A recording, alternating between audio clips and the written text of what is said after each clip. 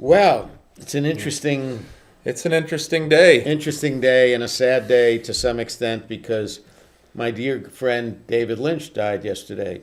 I just thought it would be a nice thing to do today to talk about him, give a little insight into Yeah. the man and who he was and what he did and how he thought from my perspective, because I knew him as a friend and also as an artist. And he was an unusual, very unusual artist.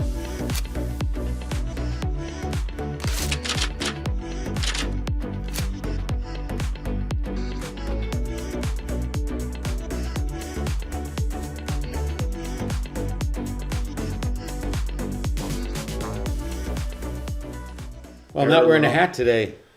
I left my hat in the car. I don't know why. Okay. I'll wear one for both of us. Okay, no problem. Okay. Oh. Well, it's an interesting It's an interesting day. day and a sad day to some extent because my dear friend David Lynch died yesterday. And, I've been thinking about him a lot over the last 24 hours, certainly. But I mean, I've known David since, I guess, late 70s, really. I mean, that's how long we knew each other. And, of course, we did Elephant Man together. And I just thought it would be a nice thing to do today to talk about him, give a little insight into the man and who he was and what he did and how he thought from my perspective, because I knew him as a friend and also as an artist. And he was an unusual, very unusual artist. I know he, a lot of people think, in a way, his passing is the end of a kind of an era in terms of a style that he created and that has become known, by the term Lynchian. They say, something is Lynchian. But you kind of wonder, from my point of view, I know David as one of the most inquisitive, interesting human beings I ever met. Somebody who was interested in everything. Really, really interested in the world in a way that you might not immediately know from the work that he did, but when you look into it a little more carefully, you kind of see what I'm talking about. He was somebody who, in his own background, and I don't think most people would know this, but David grew up in Missoula, Montana, and then he lived in just outside of Washington, D.C. And his father worked in the Forest Service and used to literally sit in a house, in a tree house, for weeks on end, watching out for forest fires and doing stuff like that. So he was away from home a bit. And David, as a kid, was extraordinarily able. Very handy. He's a very handy guy. He wound up being an Eagle Scout. I don't think many people know that. David was an Eagle Scout. He could fix things. He could build things. And he loved to take things apart. If there was a clock on the table, David would take it apart and put it back together, and it would work fine. It would work better. To see what it He just makes wanted it to work know in how there. things worked. Always interested in understanding how things operated. And he was also a really good builder. If you'd asked David early in the where he lived, he had always lived in shed. Before he made any money or before he really got anywhere. When he first came to L.A., he was literally living in a shed behind somebody's house. But when you call it a shed, David might say it was a shed, but anything that was a shed to David would be a house to you. Because he knew how to fix it and build it and make it work in a way. What happened, I'll give you an example. After we did Elephant Man, I lived in Northridge before, and I had a house in Northridge. David was literally renting a shed behind a house before he wound up making that movie. after we made the movie, he and his wife decided to move into my neighborhood. And he moved about 4 blocks away from where I lived and bought a house because he had some money and he bought a house there. And he said, I'm going to build a shed behind the house. I said, okay. And I didn't see him for a few months. And I called him up one day and he said, oh, you got to come over to the house. So I came over to his house and I went into the backyard. And he had a small backyard and he had another building in his backyard that he had built, which was an art studio. And it was extraordinary. I mean, he had built it himself. He knew literally how to use a lathe and how to use any kind of equipment and tools. He was very, very good with tools. And he built this thing, and it was like a second house. I mean, it was extraordinary. And that's where he did his painting, and his artwork. And so when he said shed, I knew he wasn't talking about some little rickety shed. He was talking about a really substantial thing. And when he wasn't working, when he wasn't filming, he was always making things. So he had created something that he called a Ricky board.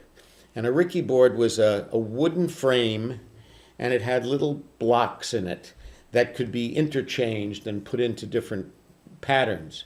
And it was kind of like and he could print basically a piece of could put a piece of cloth over it, put ink on it, and print it. And he would print these different patterns, and he called it, this was his Ricky board. And he was making ties. I mean, he made little bolo ties, special ties. He was always doing something. He ultimately wound up later making furniture. He built a lot of furniture. In fact, I think a number of people own chairs and things that David had built. But always kind of stretching his imagination on the use of tools and the use of equipment. And one of the things that I noticed about him as a director early on was that he knew how to do things. He listened and learned what every person was doing. So if he was watching the gaffer, he'd learn a lot about the lighting. He'd know the name of every lighting tool and instrument on the show.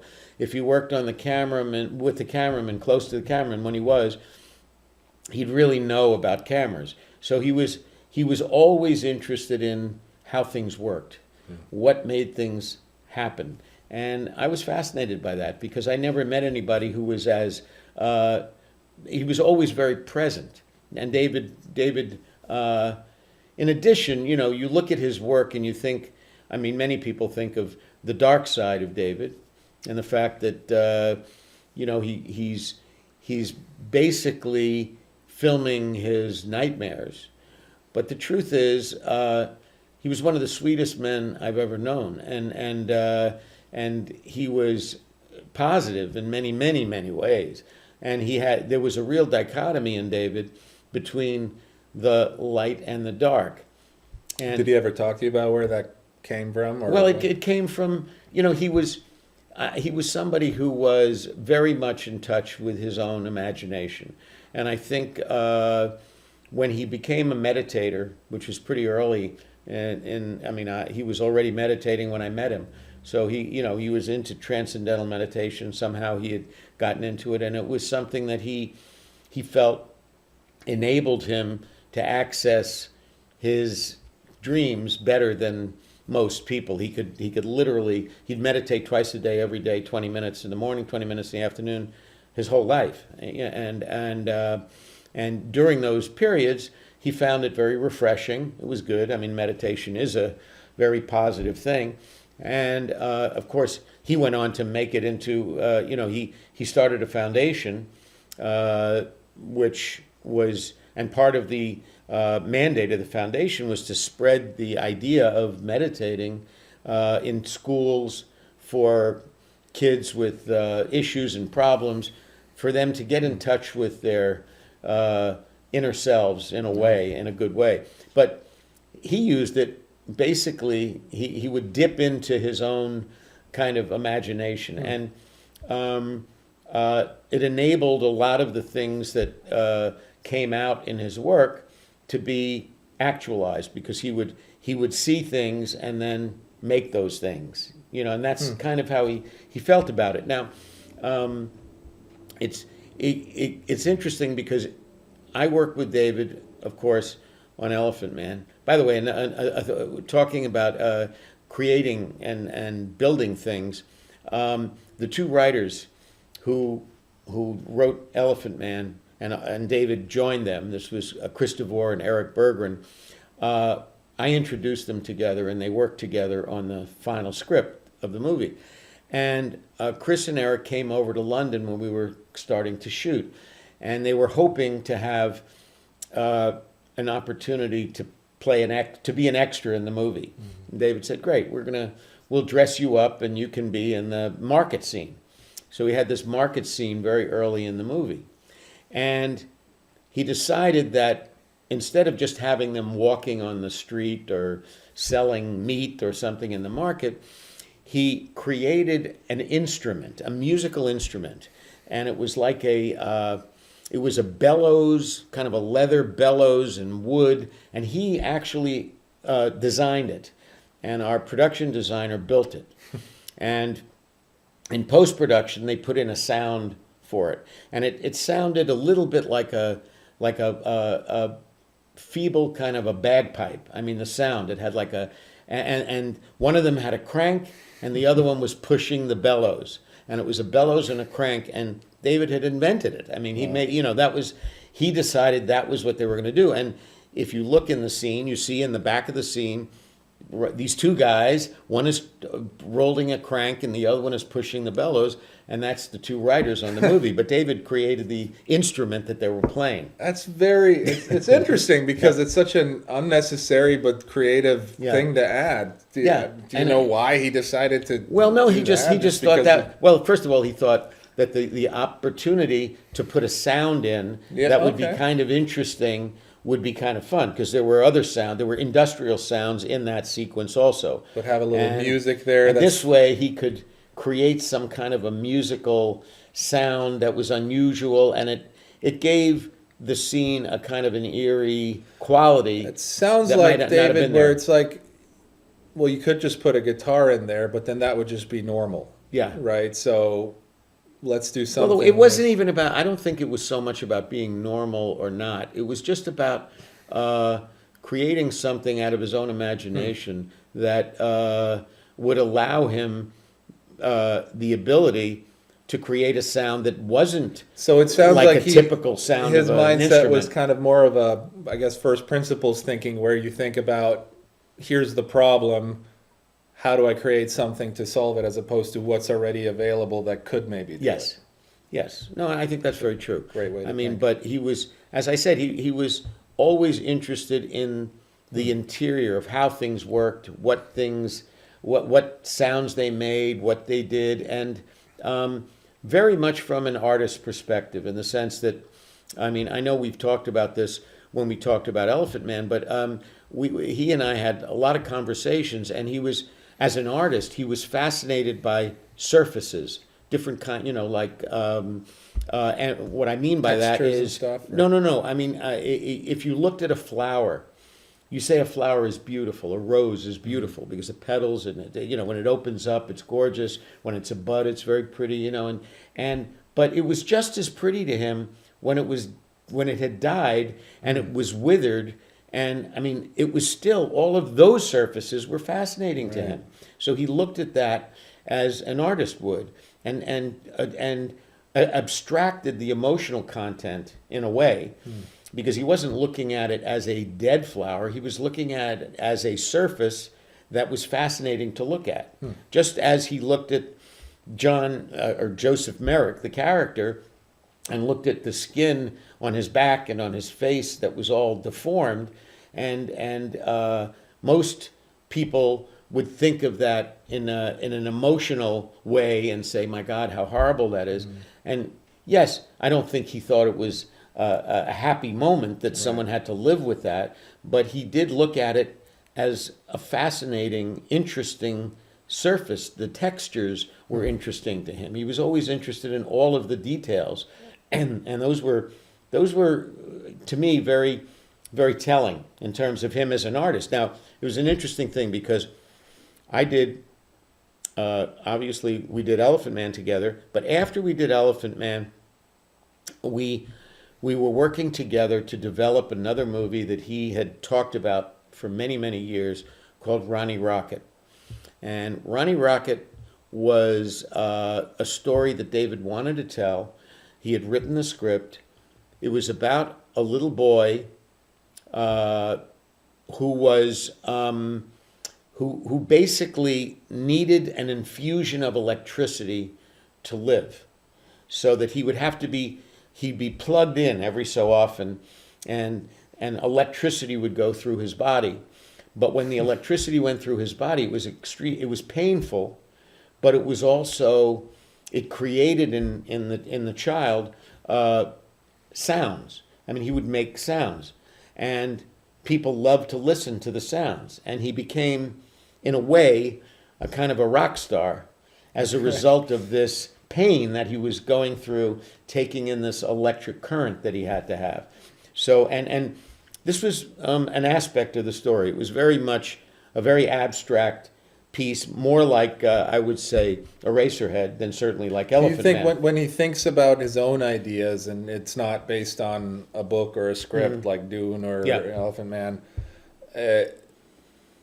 do you feel like he starts with kind of a, hey, like what if and what's the contrast kind of thing? Because like on one hand, this kid's making this beautiful sound, but he has to go through incredible pain to do it. So is that sort of the genesis of how he creates? Could well be. I mean, obviously, I could never speak for David in those terms because, I mean, one of the best and most salient aspects of David's personality to me was the fact that he hated explaining things. He did not like to explain, and I understand it. I mean, the classic aspect of that was in Eraserhead, because people always used to ask him about the baby in Eraserhead. How did you do that? How did you make, and he would absolutely, before you started talking, he did not want to be asked questions about it. He didn't want to talk about it, and it was very much as if that character in the story, which was a character that he created and he made, he didn't want to explain. It was a real character to him in his own. He didn't want people to focus on the mechanism behind the craft, it and stuff. How did you do it? Like, what do you care? Look at the story. Just look at the story, and anything that comes from a story that you take from it, you take from it. I'm not going to tell you how to react to things that I put in my story, because, and sometimes perhaps he didn't, he might not have known, because his own subconscious was being expressed in a way that he didn't want to analyze. Would he be receptive to people asking the meaning of something or expressing what their meaning or what they got out of it more so? Well, he wouldn't. I think he would not have minded people telling him what they got out of it. I don't think he would have in any way ever, and I never ever saw him do this, verify that what they thought of it was in fact what he was thinking of. He didn't want to tell you what he thought. What he thought was what he did. You saw it, you got what you could from it, and that was your sense of it. And it's like looking at a Picasso asking, you don't want to analyze what's the significance of the facial structure? Yeah. It's like, what do you think? Well, yeah. I think that comes from the fine art aspect of his work, because he was a fine artist. I mean, he was a painter, and people don't know that. And a lot of people don't know. No, he came out of. He went to the Philadelphia Academy of Fine Art. He was a painter before he was ever. I mean, it was really the animation of his paintings that brought him to film. I was going to ask, what was the transition? As a filmmaker. It was an animation thing? He did animation first, and then went from animation to live action. So, but do you know why that then ended up happening? Was it? Well, I think he was fascinated by he was doing paintings, and he was commissioned while he was in art school. A patron in Philadelphia liked his work and commissioned him to do something, and he wound up doing a film strip, and it was a animated film strip. And so he learned about animation. He knew, how many frames a second and all that kind of thing. And he created an animated film strip. I think it was called, I don't know if it was how many men, 2 men or 6 men getting sick. I mean, really. And that was the film strip. But he created it as an art piece for somebody to actually be able to do a loop of and that was what started him. But then from animation into live action, was there a logical transition there, or did he just one day decide, I'm going to try to? Well, I think he was fascinated with the materials. Yeah. Again, he was always interested in how things got made. So once he made something, he got more interested in it. Was he a sculptor too? Or? Yeah, he did, absolutely. He did sculpting and he did painting, but painting was his métier. That was the thing he did most. And he was, but he was interested in different media. Yeah. So he got involved in film through the art side of the media, and then took it another step and decided there were things he could do that would be more expressive or as expressive as things he did in his paintings. So it was an interesting thing because we talked once about a movie, an early movie that he did for AFI, which is the American Film Institute. And he did a movie called The Grandmother. And The Grandmother short film. was a short film. And it was done before Eraserhead. And Eraserhead he also did at the American Film Institute, but that was a full-length movie. Whereas The Grandmother wasn't. The Grandmother was a shorter film. But everything that you saw in Eraserhead had its antecedents from The Grandmother. You could actually see the development of an artistic aesthetic, because The Grandmother was a little boy, again a little boy who has parents. You see them sitting around the table. There's no dialogue. There's just barking. I mean, they make sounds at each other, but they're not logical dialogue that you can hear. But you know the emotional content of them. You know that the parents are angry at the child, and they're angry at the child because the child is a bedwetter, and in his bedroom you see his bed, and he wets his bed, and the parents are angry at him for wetting the bed, and they're yelling at him, and this is the sense that you get. I mean, if you're looking for a context, that's pretty much the whole context of the story. And he's alone, and he's got these horrible parents. I mean, if you can say it that way, and I guess you can. And he winds up, and I don't remember exactly the details, but he has a seed which he puts on his bed on the spot where he's wet the bed. And a tree starts to grow out of that. And you actually see, I mean, the tree literally comes like a stop up. motion thing. I don't know how he did it, but there's a tree that has grown out of his bed, and out of the tree comes kind of birthed out of the tree is a woman, and the woman is a grandmother, and the grandmother winds up. He sits in the grandmother's arms, and she comforts him because obviously the parents aren't doing that. And that's it. That's the whole story. But he births his own grandmother, who then comforts him. It's an extraordinary piece. Yeah. It's an extraordinary piece because it's both artistically very avant-garde, but emotionally very connected. It's a very connected piece. And when I saw that, it made me understand Eraserhead even more, because a lot of people had looked at Eraserhead and said, well, it's kind of a one-off. He's it's a guy just trying out crazy things. But no, it wasn't that. There was a real continuum from the grandmother to the character of Henry, the boy. You could actually see becoming Henry, who's the Eraserhead character, who then has a baby. I mean, so there was a definite sense of that. In any event, one of the things I was saying about David was that, I mean, I said, and I've said often, that he was one of the sweetest, most accessible, nice, good-natured people you could ever meet. And a lot of people were, who saw his later work and a lot of his work, thought that he must have, been haunted by nightmares all the time. And I don't think that was it. I mean, at least I never got that sense. I thought he was somebody who had access to those aspects of himself, and he was fascinated by exploring them, but he was just as interested in exploring the positive as the negative,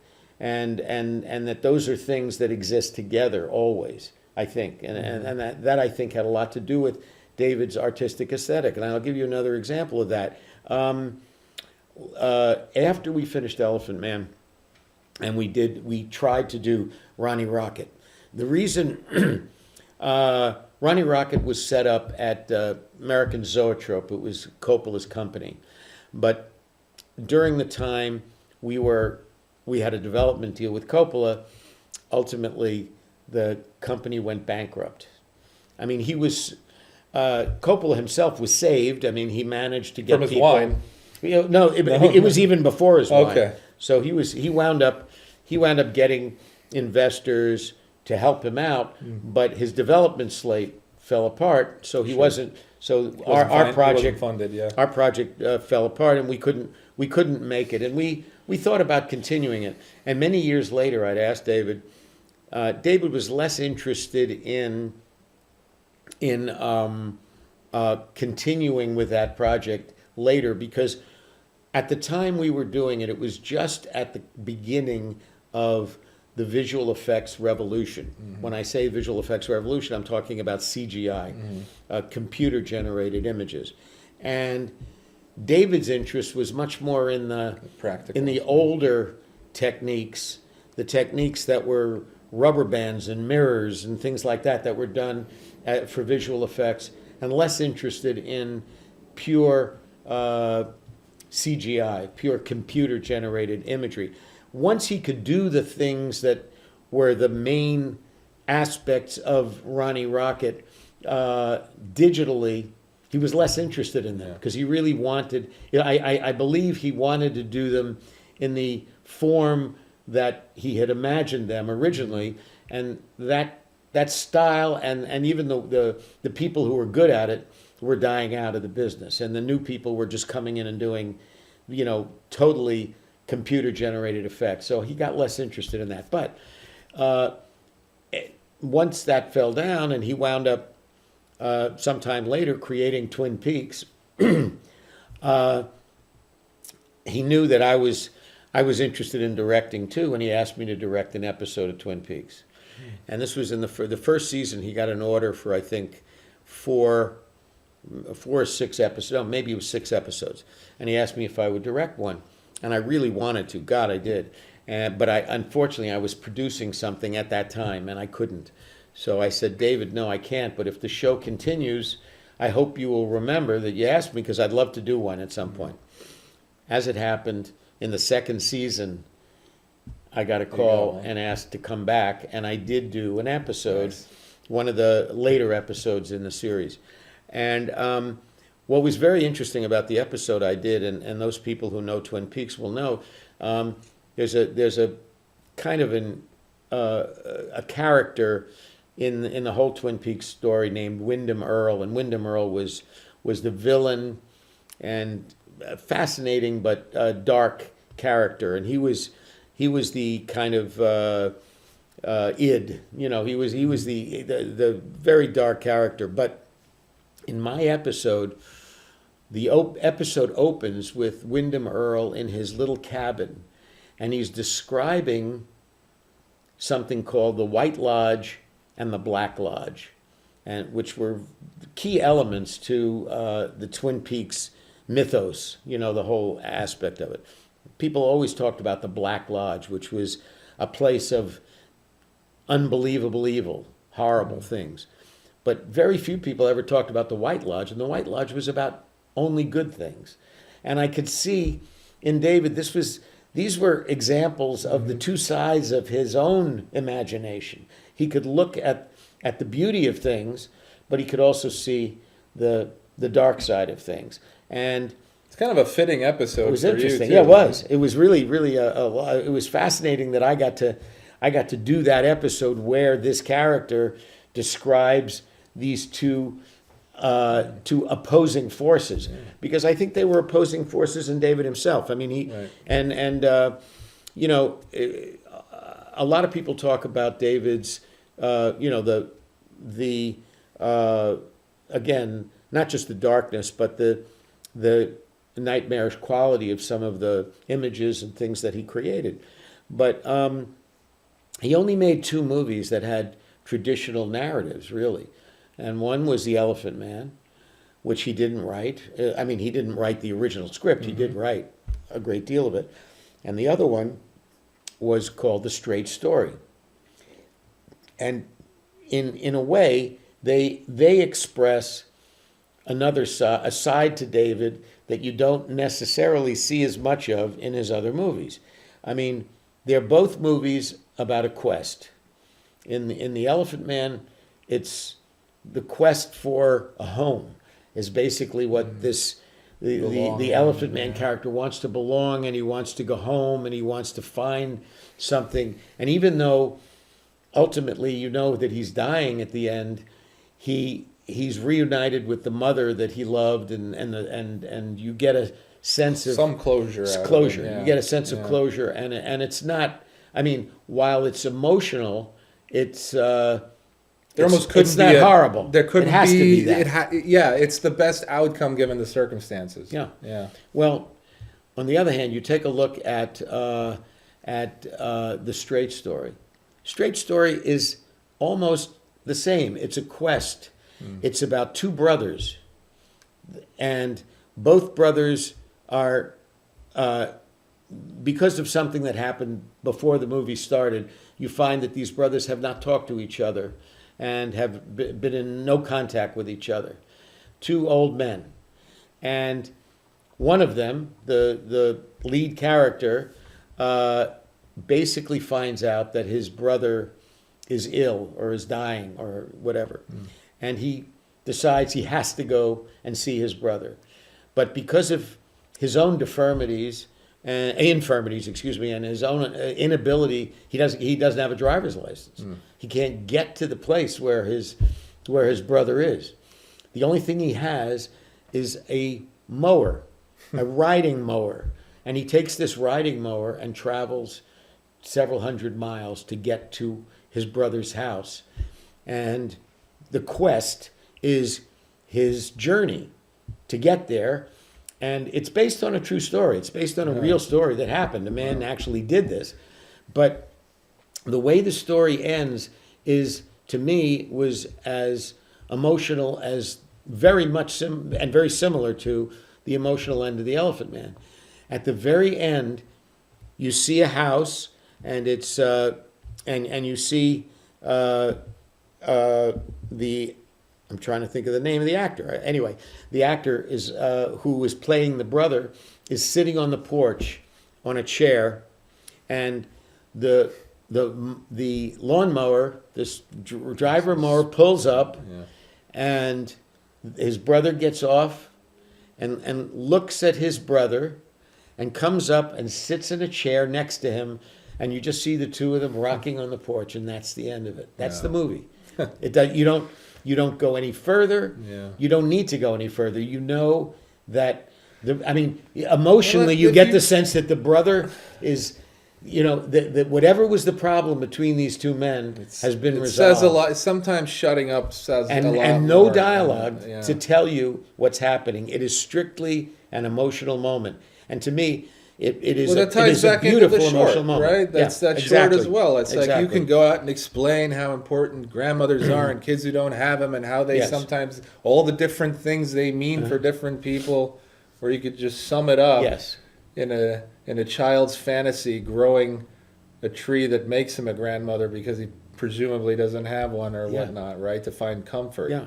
So this is a beautiful idea. Well, I actually think, and I know there's some diehard Lynch enthusiasts who think that the fact that he made movies that other people wrote that were those kind of stories, that was kind of like,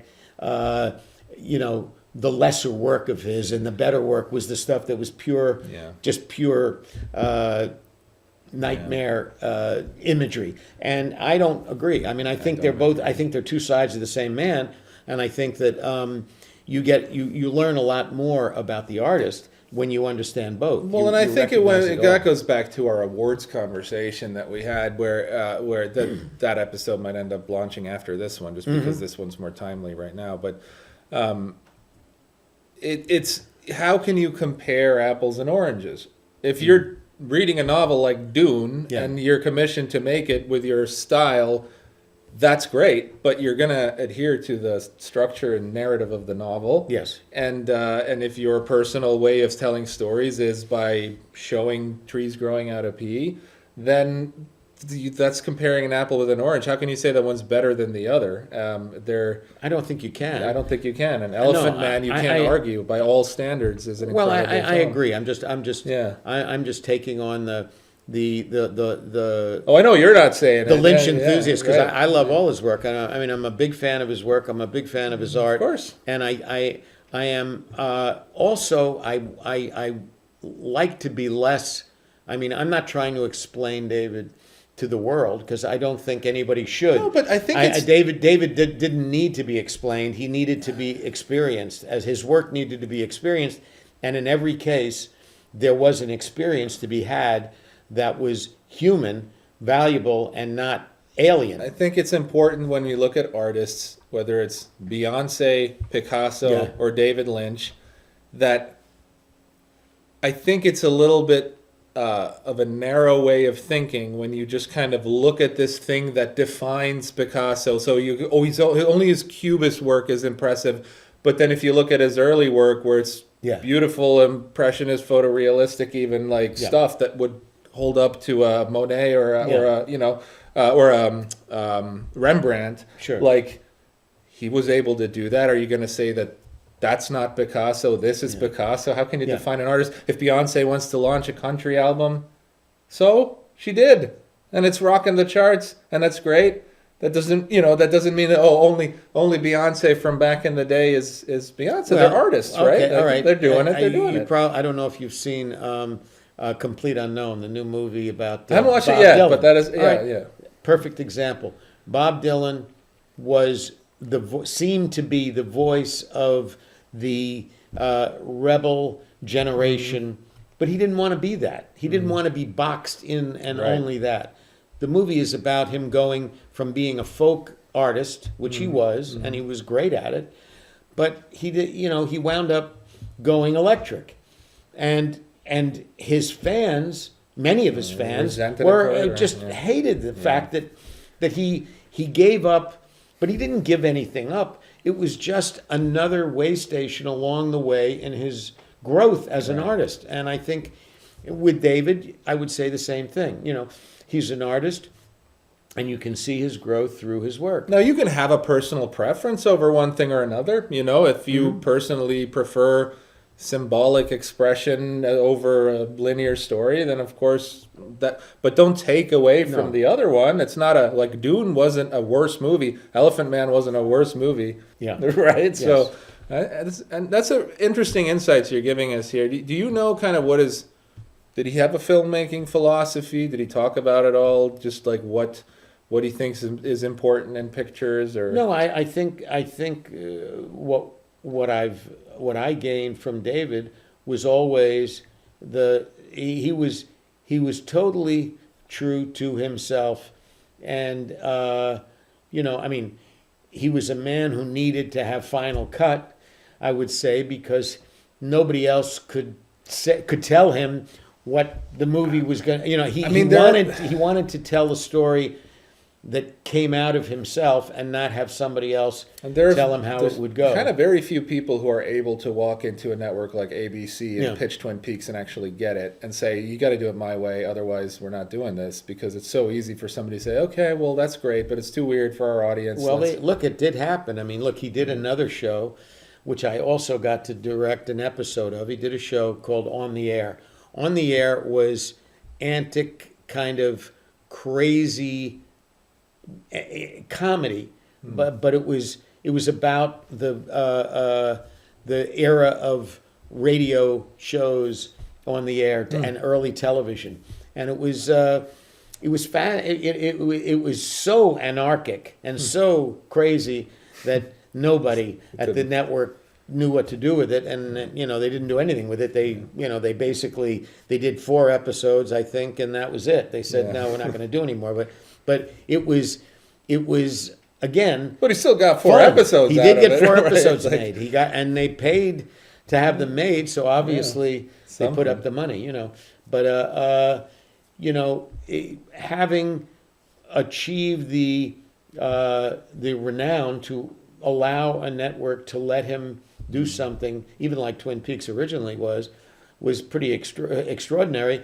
And arguably it changed the face of television, because a lot of things that happened subsequently in television were influenced by that opportunity, that series, because that series was a hit series in its first season.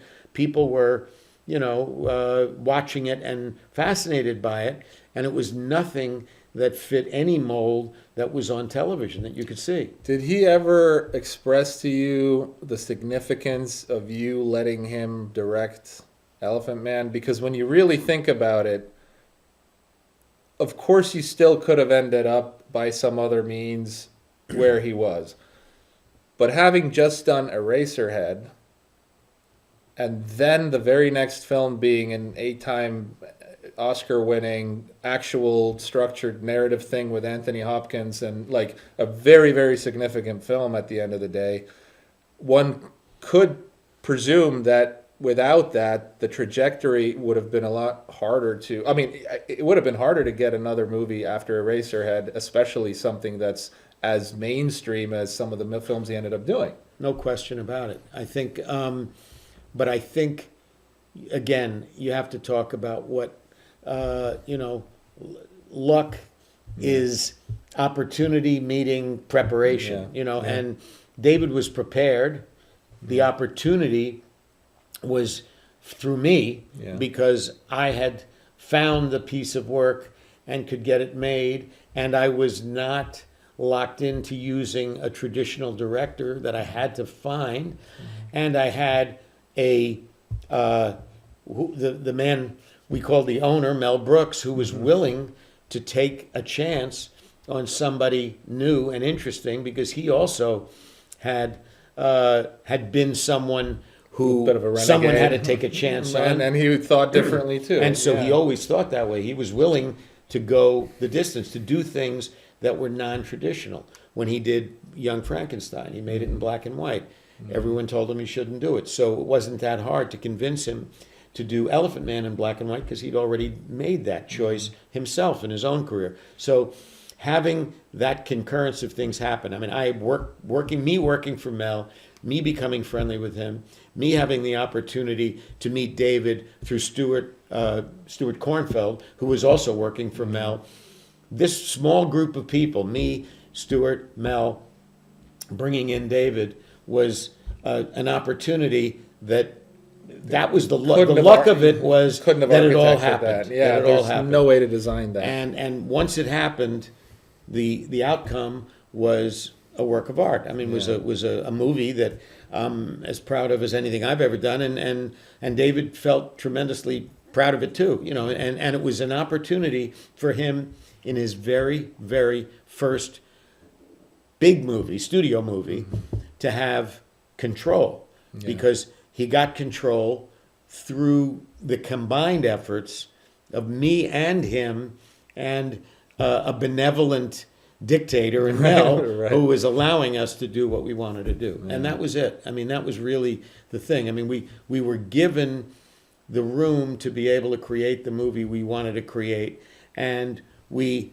had to convince every person who worked with us along the way.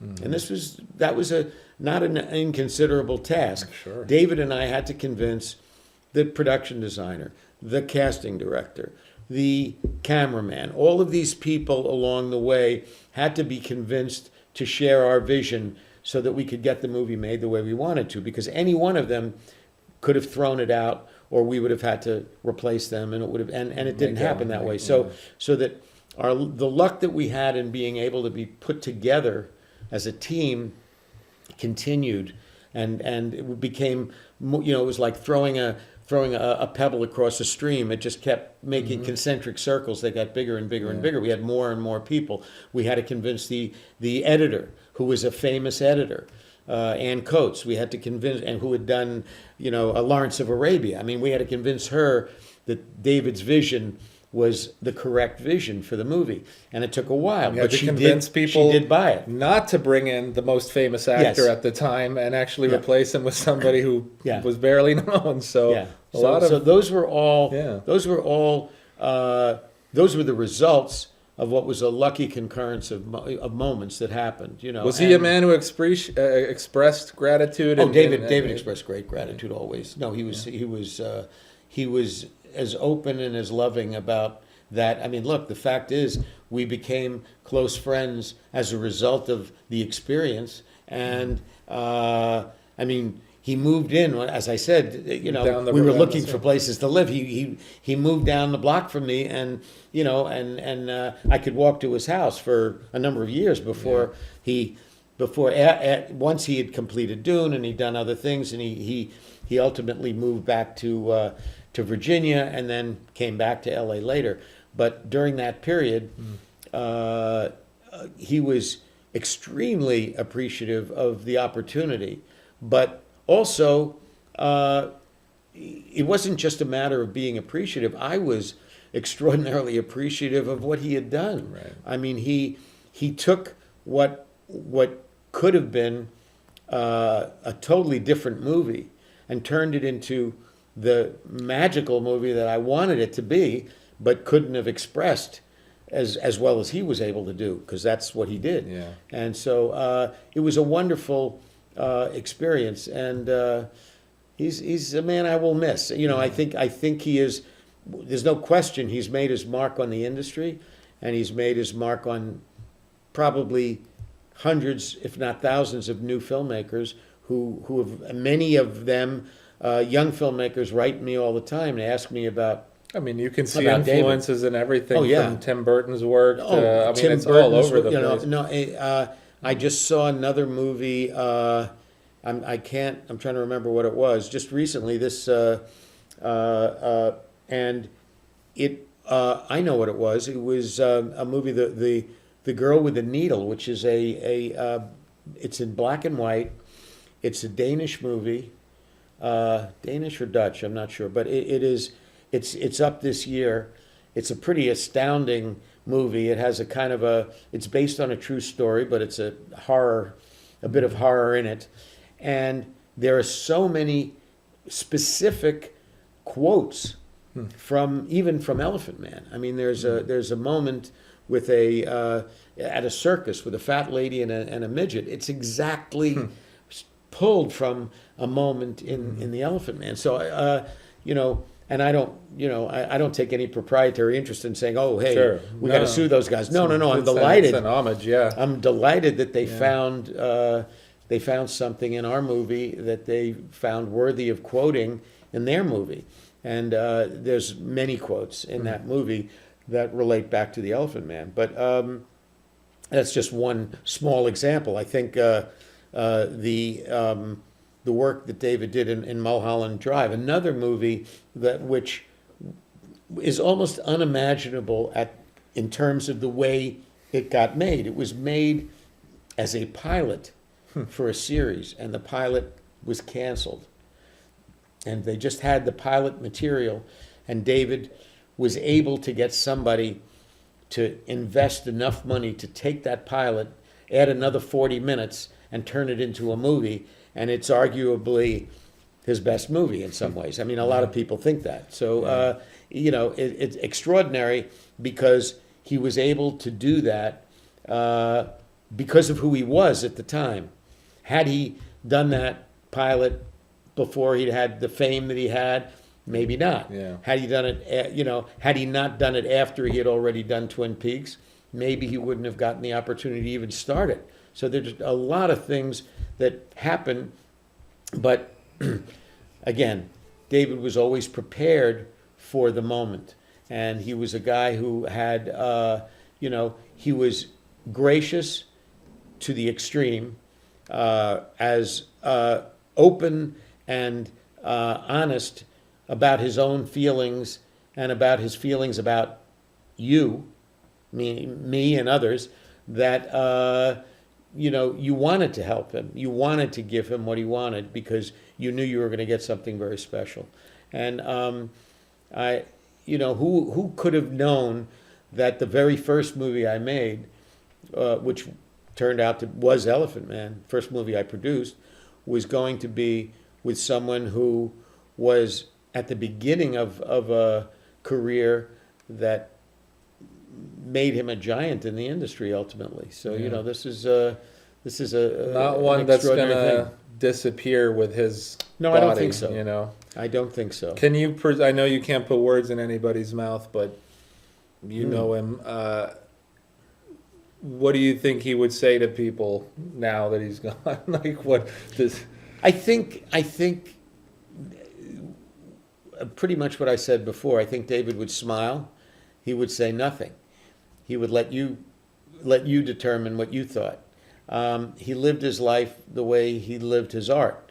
So his belief in your interpretation of his work was the most important thing. You interpret it. You take from it what you can get from it. I get from it the opportunity to make it. And certainly, as I said before, a person who was as interested in everything. When we went to London and he heard Cockney rhyming slang, he wanted to learn it. He wanted to know it. He wanted to learn about it. Everything he saw, everything he worked with, every aspect of the process of filmmaking was something that he enjoyed and he loved to learn more about it. And fortunately, he was a very quick learner. So he picked up stuff very fast, and he knew how to do things that most directors never learn how to do. He was really extraordinary in his ability to pick up all the nuances of the craft, so that he could use the craft to create the art.